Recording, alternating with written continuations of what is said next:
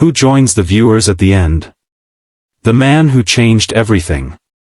But before we get to that, let me take you back to the beginning, where grief, mystery, and a forgotten inheritance collided to change one man's life forever. 34-year-old Daniel Moore never expected to inherit anything. Not love, not fortune, not even closure. His life in Chicago was a looping cycle of long work hours, empty apartments, and microwave dinners. A graphic designer by trade, Daniel had mastered the art of isolation. His father had passed when he was just 11, and his mother, Evelyn, succumbed to cancer a few years back.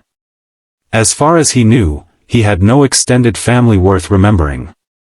That was until a letter arrived. It came in a thick cream envelope, with his name written in elegant cursive, something out of another era. The return address read, Wren Lake, Minnesota. He almost tossed it, assuming it was a mistake, but something made him open it. Inside was a single page, yellowed and soft, with a message typed on an old typewriter. To Daniel Moore. I regret we never met. But blood remembers. The house is yours now. It floats on the lake like a secret waiting to be heard. Uncle Elijah. Daniel froze. Uncle Elijah? His mother never once mentioned a brother. Was this a scam? Or some bizarre mistake? He tried searching for Elijah Moore online, but the results were scarce, just a few dated articles about Wren Lake and a whisper of a man who lived like a ghost.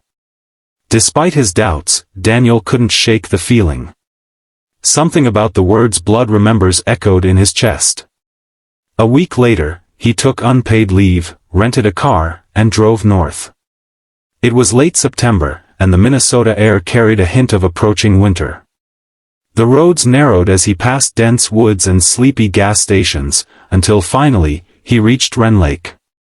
The town was small, more like a stretched-out postcard than a real place. Weathered buildings with paint peeled by time, a single diner, and a general store were all that greeted him. But everyone knew Elijah. And they all had the same reaction when Daniel said who he was. You're Elijah's nephew? A pause. He was, one of a kind. Wait, till you see the house. The house wasn't on land. It floated. Out at the center of the lake, tethered loosely to a dock, sat a two-story cabin balanced on a wide platform. It was rustic, with deep green trim, wide windows, and a front porch that swayed gently with the water. To reach it, you had to row, just a short trip, but enough to make it feel like you were crossing into another world. Daniel stood on the dock for a long time, staring at it. The air was still. Trees lined the water in a halo of orange and gold, and the lake rippled like silk. The house seemed peaceful. But it also felt like it was watching him. Rowing out, Daniel felt unease turn into curiosity. The boat bumped softly against the platform, and he stepped onto the floating deck. He took a breath and opened the door. Inside, everything changed. It wasn't just a house, it was a museum of a life lived with passion and pain. The first thing that struck him was the smell, cedar, aged books, and something faintly floral. The entryway was filled with paintings, his mother's face, over and over again. Some were vibrant and laughing, others were sorrowful, almost haunted. A journal sat open on a table. Evelyn left, but she took my heart with her. I write letters I never send.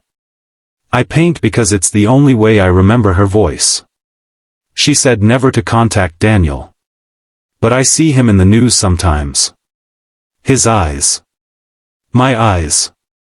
He should know the truth. Daniel's hands trembled. His mother had hidden an entire part of her past, and his. Over the next hours, and then days, he explored the home. Each room was a treasure chest. Old photographs, love letters, cassette tapes labeled Summer 1982 and Dan's First Christmas, hidden. There was a child's toy box, filled with items from his own toddler years, proof that Elijah had once been close, until something had torn them apart. And then, In a drawer, he found the letter. It was from his mother, written in shaky handwriting. Elijah. I forgive you. I know you didn't mean for him to drown. But I can't look at you without seeing that day. Please understand. I'll raise Daniel alone. If he ever finds his way back to you, tell him everything. Daniel's world cracked open. He remembered vague pieces, the crying, the screaming, the sirens. He had a brother once. A twin. Dylan.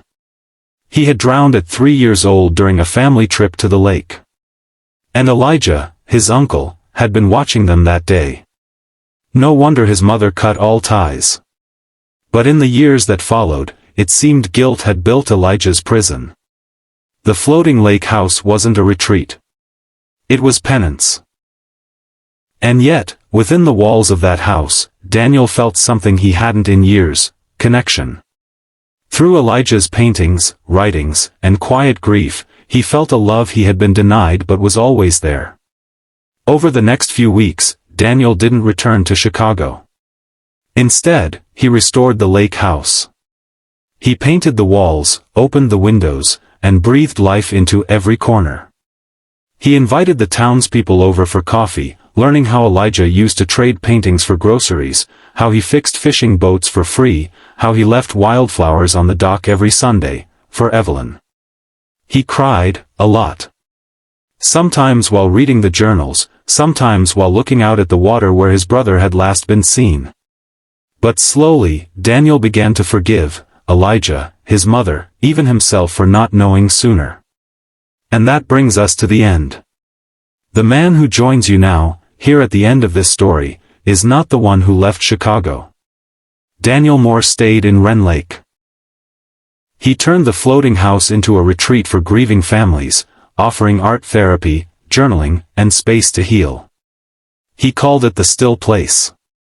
He kept Elijah's portraits hanging, and beneath each one, he placed a small brass plate with a quote from his uncle's journals. Love doesn't end with silence. It just waits for someone brave enough to listen.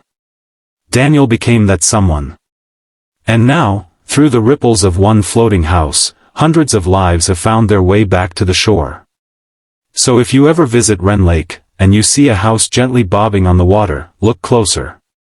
You might just find Daniel on the porch, a mug of coffee in hand, smiling. Because sometimes the things we inherit aren't just places. They're second chances. And if we're lucky, they float.